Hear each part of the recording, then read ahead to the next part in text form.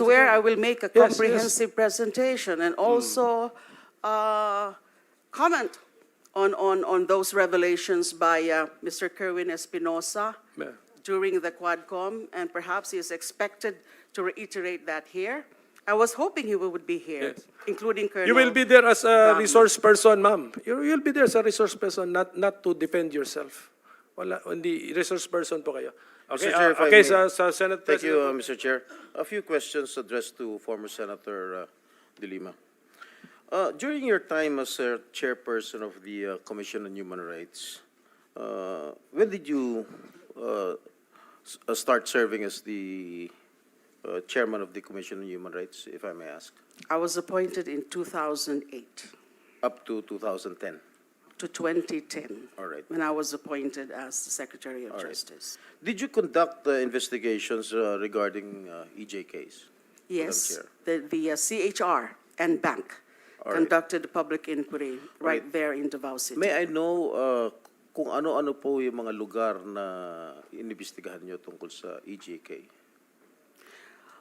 Yung tungkol pa sa lugar, it was actually the entirety of Davao City because of the phenomenon of DDS. At inimbitahan nga po namin the former mayor who appeared and acted as resource person, and mga ilan-ilan na mga opisyal, maraming opisyal actually, the city councilors, barangay chairmen, PNP officials. Only that, halos wala na nag-appear dun sa mga nakausap namin discreetly, confidentially, who shared their knowledge about the DDS. These are also self-confessed DDS members, just like Edgar Matubato. Kaya lang po, in the 2009 inquiry, wala pa po sila Edgar Matubato and Arturo Las Cañas. Na-mention yung mga pangalan nila, pero wala pa po sila doon. Hindi pa ho namin sila na-access at hindi ho na-present doon sa DDS inquiry. So wala ho kayong results ng investigation. Were there any cases filed because of your investigation, Madam Senator? Okay, when I was appointed in 2010, meron po ako yung aking mga personal investigation notes, pero wala pa ho yung naging resolution. Now, we turned over the records to the Commission on Human Rights, and then later, they came out with the resolution. Now, that was, I think, in 2012, June 20, 2012. Yung resolution nila, one of the recommendations is for the filing of an administrative and criminal cases against then former Mayor Rodrigo Duterte and some other officials. What I know is that this was referred to the Office of the Ombudsman.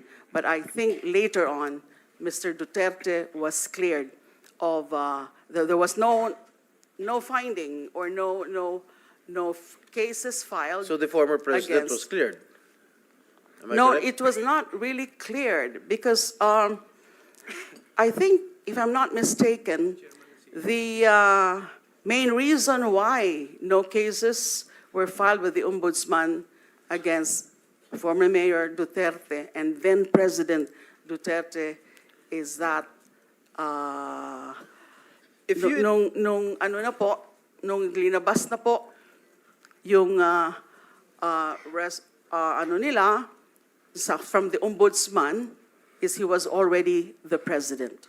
Well, So on during, the presidential immunity. in the course of your investigation, when you were CHR chairman, and you think that the former president was involved in killings in his hometown in Davao, why didn't you file cases against him? The investigation was conducted. But the problem was that those who were in the know, yung konti ho na mga self-confessed DDS members at that time, they're not willing No. to When testify. when you were DOJ secretary, why didn't you file a case against the former president? You had all the means, you had all the power to do so. When you were secretary of the Department of I Justice. actually referred the matter of when Edgar Matubato came to us for witness protection. I refer ko po uli yung the DDS matter So what to happened? wala po. Oh, Wala bakit po. wala? You were a very, very powerful member of the cabinet during the Aquino administration. You did not do anything? It's not To that I pursue did the not do case? anything. To pursue It's the just case? that I asked the NBI to pursue further the investigation. Pero wala na po na i-submit sa akin na report. They were telling me that they had also so much difficulty accessing possible witnesses at the time. All right. One more thing, Madam former Senator. Why is it only in Davao that you had this investigation? Bakit Davao lang? Why were you so focused and why are you so concentrated in investigating Davao? We were focused on investigating the so-called DDS phenomenon because we have read some reports about it, foremost of which was the report of the UN Special Rapporteur Phillips Alston. And he did come out to that report citing certain findings of the UN Special Rapporteur Philip Alston.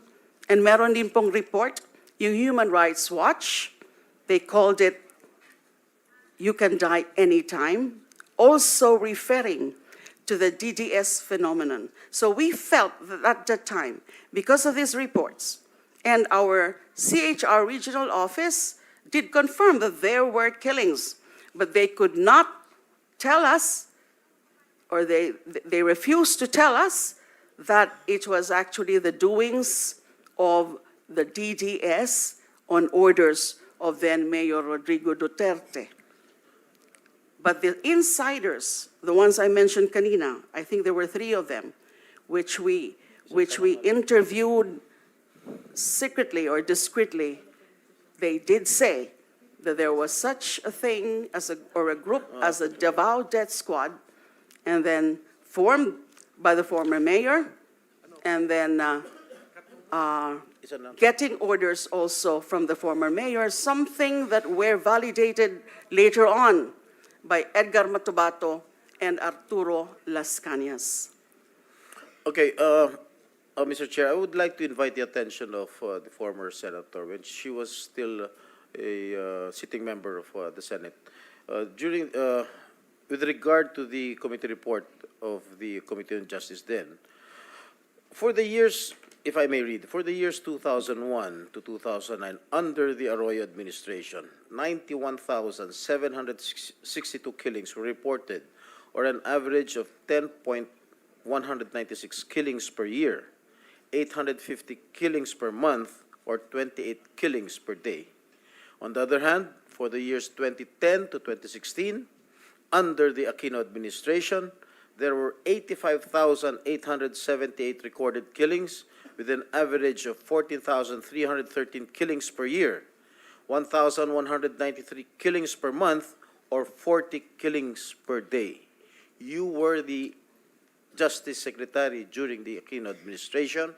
Why did you not investigate these killings?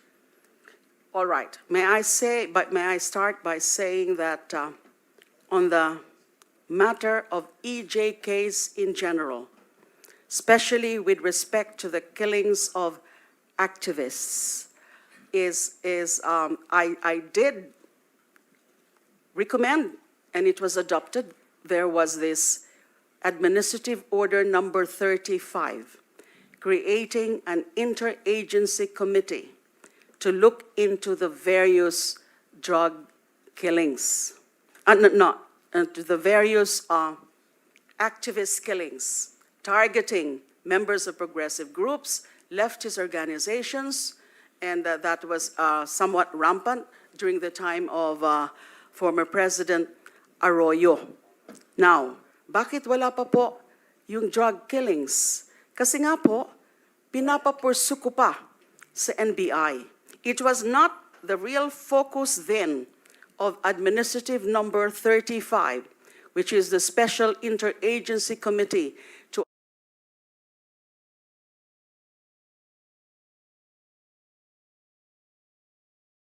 address extrajudicial killings.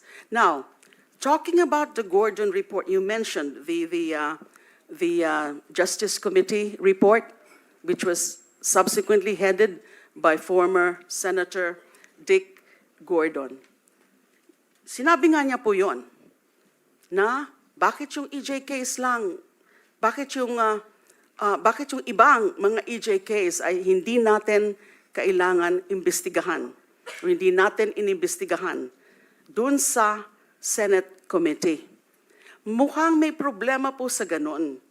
Kasi ang nakita ng committee, ng majority committee in coming up with that committee report is that, well, hindi actually nila nakita na may special complexion at the time, at the start of the drug war killings beginning 2016 under the Duterte administration. I'm not talking about the drug war killings kasi wala namang ganong war on drugs specifically in Davao City, although among those or many of those victimized were also alleged drug offenders aside from petty criminals and other kinds of criminals. So, nakita dapat yun, and that was the very point of my resolution that I filed calling for an inquiry, na medyo ibang fenomeno nito ngayon sa war on drugs, na ito sa ngalan ng